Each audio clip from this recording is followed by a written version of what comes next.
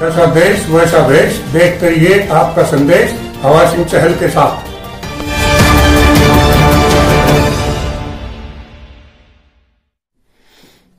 Hello दोस्तों, नमस्कार। मैं हवा सिंह चहल, संपादक आपका संदेश। दोस्तों, आजकल संगठनों के चुनाव चल रहे हैं, यानी राजनीतिक दलों के जितने भी सांगठनिक चुनाव हैं वो प्रदेश में पूरी तरह चले हुए हैं। एक तरफ जेजेपी ने जहां ब्लॉक स्तर तक और अब बूथ स्तर तक भी अपनी पार्टी का पूरी तरह से गठन कर लिया है, वहीं इनेलो ने भी अपने बहुत सारे कार्यकर्ताओं को जिम्मेवारी सौंप दी है और उनको भी संगठन में अमली जामा पहनाने के लिए पूरी तरह सक्रिय कर दिया गया। हर विशेष तौर पर उनका जो आईटी सेल है उसको मजबूत करने के लिए उसकी पूरी कमान करण चौटाला को दी गई है। जो अभय सिंह चौटाला के लड़के हैं उनको पूरी तरह सोशल मीडिया की कमान संभाली गई है। तो वो कमान संभालते ही उन्होंने अपना काम शुरू भी कर दिया है और राष्ट्रीय प्रभारी उनको बनाया गया है मीडिया सेल का। तो इन्हें लोग ने भी अब अपने पूरी तरह संगठन तैयार कर लिए। फिर 7 साल से कांग्रेस में जो उठापटक चलती रही और पूरी तरह संगठन के चुनाव नहीं हो पाए, वो आप देखिए अब पूरी तरह से अब वहाँ वही बात फिर आ गई जिसका अंदेशा था कि पूरी तरह सिर्फ फुटबॉल की नौबत आएगी।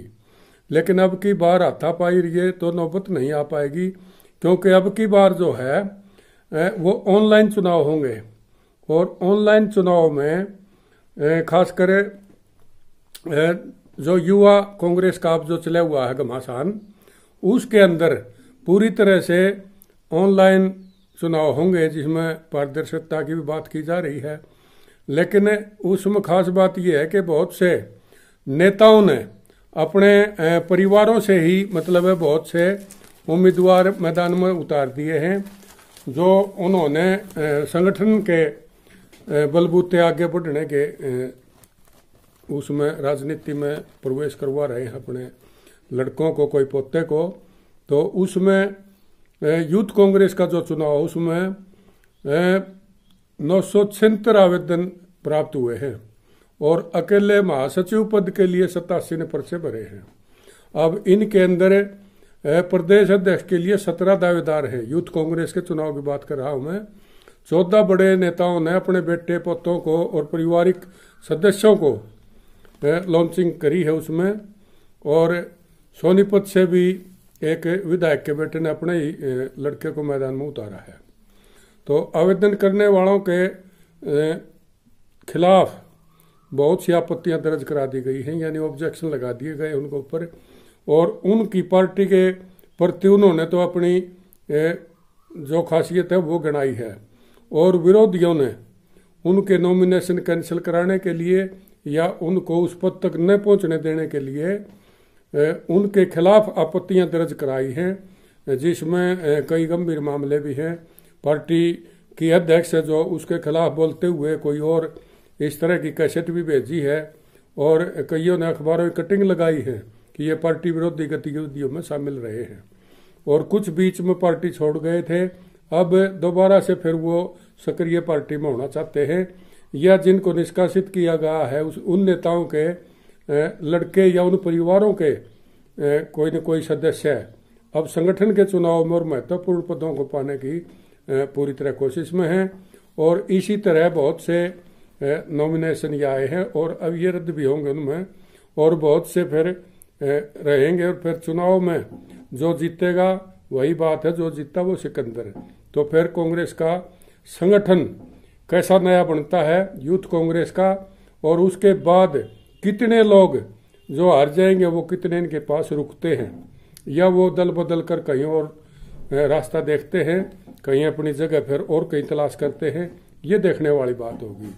और बहुत से इसमें चर्चित चेहरे भी मैदान में आए हैं। भूपेंद्र सिंह हुड्डा की सरकार में जो इंफॉर्मेशन कमिश्नर थे अशोक मेहता, उनके बेटे अंकुर मेहता को यूथ कांग्रेस में प्रधान महासचिव पद की दौड़ में उन्होंने उतार दिया है। और अम्बाड़ा में टिकट नहीं मिली थी हिम्मत सिंह जो युवराज को युवा जिला अध्यक्ष पद के लिए उतारा है। हालांकि कुमारी शैलजा की सिफारिश पर हिम्मत सिंह को पार्टी से निष्कासित किया जा चुका है। सोनीपत से भी इसी तरह है। सुरेंद्र पवार के बेटे ललित पवार भी मैदान में आ गए हैं। ग्रामीण के लिए कांग्रेस नेता सुरेंद्र दैया बेटा अमन दैया भी दौड़ में है, और दैया दूसरा बेटा अब है, वो स्टेट जनरल सेक्रेटरी के पद के लिए उसने नॉमिनेशन भरा हुआ है। सिरसा से महासचिव पद के लिए मोहित शर्मा और वेद भाट ने 2 पर्चे भरे हैं। मोहित शर्मा वरिष्ठ कांग्रेस नेता होशियारी लाल शर्मा का पोता है, जो लंबे समय तक कांग्रेस के जिलाध्यक्ष भी रहे हैं और बड़े सीनियर नेता रहे हैं। इसी प्रकार ये रोहतक में अर्बन में पूर्व नगर पालिका चेयरमैन अजीत जैन के बेटे कमल जैन ने डिस्ट्रिक्ट प्रेसिडेंट के लिए नॉमिनेशन किया है।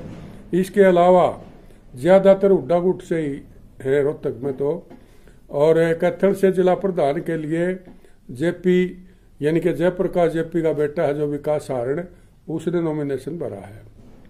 और इसी तरह प्रदेश महासचिव पद के लिए पूर्व विधायक धर्म सिंह चौकर का बेटा विकास चौकर जो युवा गुर्जर नेता है, उसने ये प्रदेश महासचिव के लिए नॉमिनेशन किया है। यमुनानगर से स्टेट सेक्रेटरी पद के लिए बेसन लाल सैनी का बेटा विशाल सैनी ने आवेदन किया है। बेसन लाल सैनी पहले बीएसपी से विधायक बने थे और बाद में कांग्रेस में शामिल हो गए थे, तो उनके लड़के ने भी अब आवेदन कर दिया है। और फरीदाबाद से ललित नागर का बेटा अभिलाष नागर फरीदाबाद जिला अध्यक्ष पद के लिए उसने आवेदन किया गया है। और हिसार से रामनिवास राणा जो कि काफी सक्रिय हैं इस टाइम और सैनी बरादरी से बिलोंग करते हैं, उन्होंने अपने बेटे रोहित राणा को शहरी जिलाध्यक्ष के लिए मैदान में उतारा है। और दोस्तों सुखबीर कटारिया का जो बेटा है निशित कटारिया, उसने गुरुग्राम से जिलाध्यक्ष पद के लिए मैदान में उतारा है, यानी गुड़गांव में, वहां काफी कैंडिडेट हैं। पूर्व सीपीएस रामकिशन फौजी का बेटा है, वो भिवानी जिला के लिए उम्मीदवार बनाया गया है। विकास एडवोकेट है पेशे से और उन्होंने जिलाध्यक्ष के लिए नॉमिनेशन किया है। और इसी तरह नारनौल में जो पूर्व मंत्री थे राव नरेंद्र सिंह, उनका बेटा राव कृष्ण है जिसने स्टेट एग्जीक्यूटिव बॉडी में आने के लिए ऑनलाइन नॉमिनेशन भरा है और वो हुड्डा गुट के ही माने जाते हैं। इस प्रकार से ये बहुत से नॉमिनेशन हो गए, मैंने बताया 976 हैं, जिनमें जिला वाइज अगर मैं नॉमिनेशन बताऊं आपको तो यमुनानगर में 25, सोनीपत में 14, सिरसा में 8, रोहतक में 13, रेवाड़ी में 11, पानीपत 14, पंचकुला 11, पलवल 5, मेवात 7, महेंद्रगढ़ 10, कुरुक्षेत्र 16, करनाल 21, कैथल 9, जींद 12, झज्जर 8, हिसार 20, गुरुग्राम 31, फतेहाबाद 8, फरीदाबाद 16, चरखी दादरी 8, भिवानी 12, अम्बाड़ा 12। इस तरह इन्होंने नॉमिनेशन किए हैं। अब इनमें देखना छटनी में कितने ये इनमें से बाहर होते हैं और कितनों को चुनाव का मौका मिलता है, ये देखने वाली बात होगी। ऑनलाइन ये चुनाव होंगे तो ऑनलाइन में एक खास बात यह है कि हाथापाई की नौबत कहीं नहीं आएगी। हाँ, एक दूसरे पर आरोप प्रत्यारोप जरूर लगते रहेंगे। और अब आगे जो ही यूथ कांग्रेस का चुनाव होगा उसके बाद जो कुछ भी समीकरण नए तरह बनेंगे वो देखने वाले होंगे। अब सभी पार्टियों ने अपने अपने संगठन में पूरी तैयारी के साथ चुनाव मैदान में आगे भविष्य में उतरने के लिए मन बनाया है। अब तो फिलहाल ये पार्टियों का चुनाव है और जो इस पार्टी में पिछड़ जाएगा नेता, वो फिर संगठन के चुनाव में पिछड़ने के बाद फिर उनको पूरी तरह से स्टेट बॉडी में फिर पूरी मेहनत करनी पड़ेगी और अपने सक्रिय कार्यकर्ता उनकी टक्कर में तैयार करने पड़ेंगे, नहीं तो वो पार्टी में कमजोर हो जाएंगे। जुड़सा गुट भी इस टाइम हैवी होगा संगठन के चुनाव में, क्योंकि ये जो चुने हुए जो संगठन हैं ये मायना रखते हैं। नॉमिनेट किए हुए जो पदाधिकारी है उनको तो जब मर्जी हटा दो, जब मर्जी उनको बना दो, वो अलग चीज होती है। लेकिन ये जो जीत के आएंगे ये पक्के बनेंगे और इनका कोई वजूद भी होगा। हालांकि ये नेता के कहने से इनको वोट मिलते हैं, कौन किस ग्रुप का है, कहाँ किस ग्रुप के ज़्यादा वोट हैं, मिलते तो उसे में कुछ खुद का रसूख, कुछ नेता की जो छाप है किस ग्रुप का है, हुड्डा का है, कुलदीप बिश्नोई का है, कुमारी सलजा का है, या भाई किरण चौधरी गुट का है, या भाई कोई या दो कैप्टन साहब का गुट का है, या किसी और गुट से है, या फिर हाईकमांड ने किसी ने सीधा उतार दिया है। ये अलग अलग चीज़ें देखने को होती हैं। इसी प्रकार बहुत से ऐसे चेहरे आएंगे जो बहुत कम सक्रिय रहे हैं और अब वो एकदम से सक्रिय हुए। किसी का दादा राजनीति में है, किसी का बाप कांग्रेस में है, या कुछ क्योंकि युवा कांग्रेस में जो पुराने हो गए वो तो नॉमिनेशन भर नहीं सकते।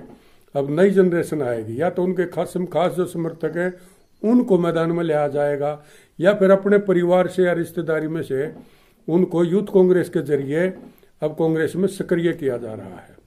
तो आज ज़्यादा मैं कुछ नहीं कहना चाहता। ये जल्दी ही जो ही आपको इनकी सूचना हमें मिलेगी आपको बता दिया जाएगा। और अब देखना है इसके अंदर किस तरह के चेहरों को आगे संगठन में जगह मिलती है। अगर आपने आपका संदेश को सब्सक्राइब नहीं किया है तो दोस्तों इसको सब्सक्राइब जरूर कर लें, और अच्छा लगता है तो आपको इस वीडियो को लाइक कर दें, और दोस्तों शेयर जरूर कर दिया करो। ये आपका चैनल है, आगे लंबे समय तक ये आपके काम आने वाला है, और इसको कामयाब करने के लिए ज़्यादा से ज़्यादा इसको शेयर करो, और वही ज़्यादा से ज़्यादा इसके साथ लोगों को जोड़ो, ताकि आगे हम आपकी आवाज़ शासन प्रशासन तक भी पहुंचाते रहें, और पार्टी के पदों पर जहां भी आप बैठोगे वहां पर आपकी गतिविधियों को भी हम लोगों तक दिखाने की कोशिश करेंगे। और ख़ासकर जिन के समर्थक अब चुने जाएंगे उनके समर्थकों की राय लेने के लिए, या आपकी राय उन तक या आम आदमी तक पहुंचाने के लिए भी हम पूरी कोशिश करेंगे।